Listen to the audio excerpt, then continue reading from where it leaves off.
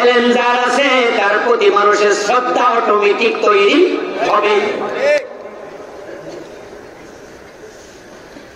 আমাদের মিজান আজহারীর প্রতি তামাম বাংলাদেশের মানুষের ভালোবাসা তার চেহারার কারণে নয়, তার চেয়ে সুন্দর মানুষ কি বাংলাদেশে নাই? নাই? তার চেয়ে দারুণ কণ্ঠশিল্পী ভালো ইসলামী সঙ্গীত জানে দেশে আছে না নাই? তার চেয়ে ভালো তেলাওয়াত করে এমন কারি আছে না নাই? আমার বন্ধু, ভালোবাসার একটাই জায়গা, যার বেশি এলেম থাকে তার প্রতি ভালোবাসা এমনি জেগে ওঠে। আমাদের সবার শিক্ষক আছে, লেখাপড়া আমরা করেছি, জামতিয়ালিয়া থেকে কামেল পাশ করলাম, ক্লাস 1-এ পড়ায়, কামেলে পড়ায়, 1 থেকে কামেল পর্যন্ত শিক্ষক আছে 30 জন 40 জন। কিন্তু আমার কাছে সব শিক্ষক একরকম নয়। শ্রদ্ধার সবচেয়ে বেশি তিনি যার এলেম সবচেয়ে বেশি। লেখাপড়া করে চলে এসেছি, 20 বছর হয়ে গেল, কামেল পাশ করেছি। এখনো কোন মাসালার প্রয়োজন হলে মোবাইল সে উস্তাদের কাছে করি, যার উপর আমি ভরসা করতে পারি যে তার এলেম আছে। এলেম এমন এক জিনিস যার কারণে দাম বেড়ে যায়। এজন্যই তো আল্লাহর যত রহমত আমাদের উপরে, শ্রেষ্ঠ রহমতের নাম কোরআন শিক্ষা দেয় আর রহমান আল্লামাল কোরআন। খায়রুকুম মান তাআল্লামাল কোরআন ওয়া আল্লামাহু। যাকে আল্লাহ পয়সাওয়ালা বানাইছে তার উপর আল্লাহর রহমত, এটা ঠিক নয়। তাহলে কারুন হতো সবচেয়ে রহমত প্রাপ্ত। আল্লাহ যার এমপি মন্ত্রী বানাইছে, ক্ষমতা দিছে, তার উপর আল্লাহ রহমত, এটা ঠিক নয়। তাহলে তো ফেরাউন আল্লাহ সবচেয়ে বেশি রহমত আল্লাহ হতো। রহমত হলো আল্লাহ যাকে কোরআনের ইলম দিয়েছেন সেই রহমান আল্লামাল কোরআন। রহমান রহমতের সাথে কোরআন শিক্ষা হচ্ছে জড়িত। আদম আলাইহিস সালামের প্রতি ফেরেশতাদের সম্মান বেড়ে গেল।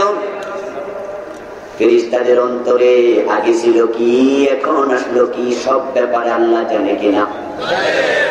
ইন্নাহু আলীমুম বিযাতিস সুদূর। আল্লাহ তাআলা যখন দেখলেন ফেরেশতাদের অন্তরে আদমের প্রতি শ্রদ্ধা এসে গেছে, আল্লাহ দেরি করলেন না, তিনি ঘোষণা দিয়ে দিলেন, উসজুদু লিয়া আদম।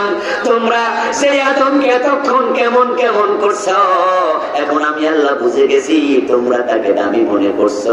আর যে দামি হয় সম্মান পাওয়ার অধিকার তার আছে না নাই? এসব ফেরেশতা আদমের একটা সিজদা মারো। ফাসাজাদাল মালাইকাতু কুল্লুহুম আজমাউন। একজনও বাদ নাই। জিবরিল আমিন থেকে শুরু করে যত ফেরেশতা সবাই একসাথে আদমকে সিজদা দিয়ে দিল। ফেরেশতাদের মাথা আল্লাহ আদমের কাছে নত করাইয়া আল্লাহ প্রমাণ করে দিল, ও ফেরেশতা, তোদের সে আদমের সম্মান বেশি। আল্লাহ তাআলা ফেরেশতাদেরকে দিয়ে আদম আলাইহিস সালামকে সিজদা করায়া বুঝালেন আদমের সম্মান জিবরিল আমিনের চেয়েও বেশি।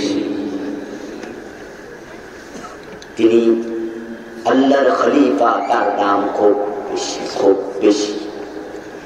এখন আদম তো একা খলিফা নয়, আমরা তো আল্লাহর খলিফা। তাই তিনি কোরআনে বলেন, ওয়ালাকাদ কাররামনা বানি আদম। আমি শুধু আদমকে নয়, আদম সন্তানের সম্মান বাড়াইয়া দিছি।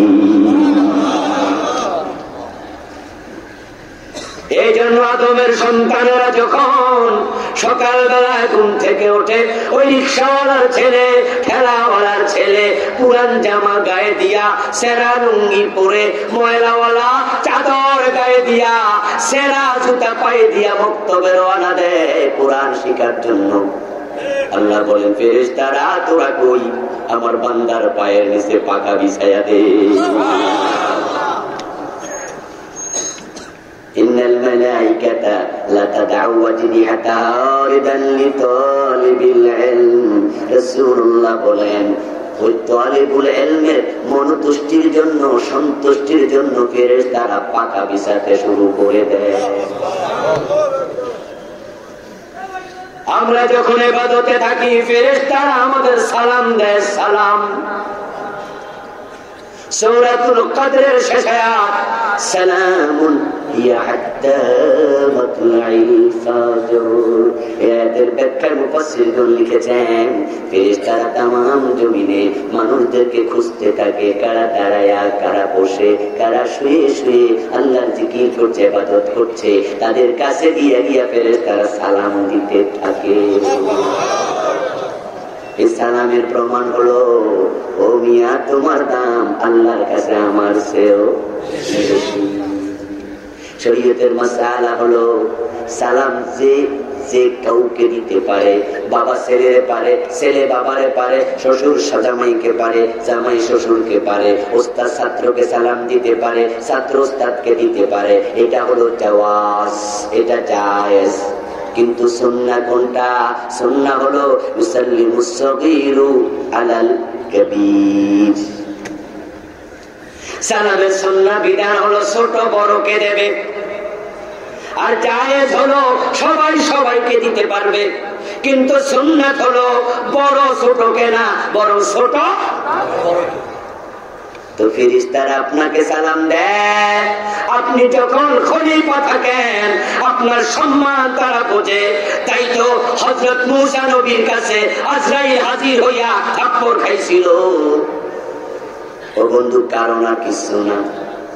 থাপ্পড় দেওয়ার পরে তো আজরাইল আল্লাহর কাছে গিয়ে বলছিল, আল্লাহ কার কাছে পাঠাইছো? বেড়া তো মরতে চায় না, আমি যেই মাত্র পরিচয় দিছি আমি মালাকুল মউত মারছে খুশি। সেই মুসলিমের হাদিস শোনাচ্ছি, কিসসা নয়, বানানো গল্প নয়, চাঁদে আল্লাহ কয় আদম, আল্লাহ কয় মালাকুল মউত তুমি মুসার কাছে গেছো, সে মরতে চায় না।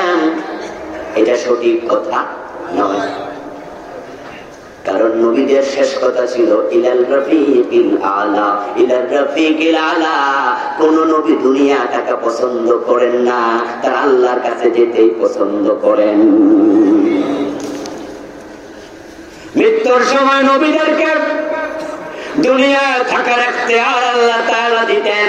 সব নবীকে বলা হতো আপনি থাকবেন না যাবেন, যদি যান দেরি নেই চলেন, থাকতে চাইলে ইখতিয়ার আছে আরো থাকেন। বিশ্ব নবীকেও ইখতিয়ার দেওয়া হয়েছে। এই জন্য বিশ্ব নবীর জমিনে শেষ কথা যেটা ছিল, উম্মতের উদ্দেশ্যে শেষ কথা ছিল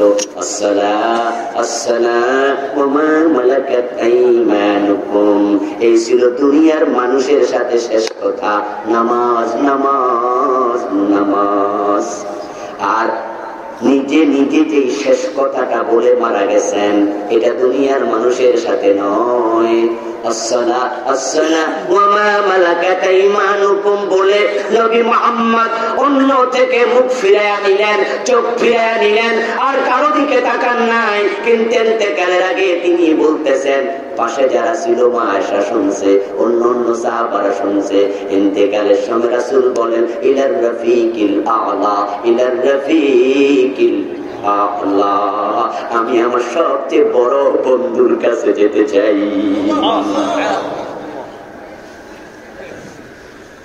অর্থাৎ নবী মুহাম্মদ সাল্লাল্লাহু আলাইহি ওয়াসাল্লামকে ইখতিয়ার দিয়েছে মালাকুল মউত, থাকবেন না যাবেন। নবী মুহাম্মদ বলছে থাকবো কেন, আমি আমার বন্ধুর কাছে যেতে চাই। মূসা নবী তোমাকে মৃত্যুর কথা শুনে মালাকুল মউত পরিচয় শুনে খুশি দেয় নাই। কেন খুশি দিয়েছিল?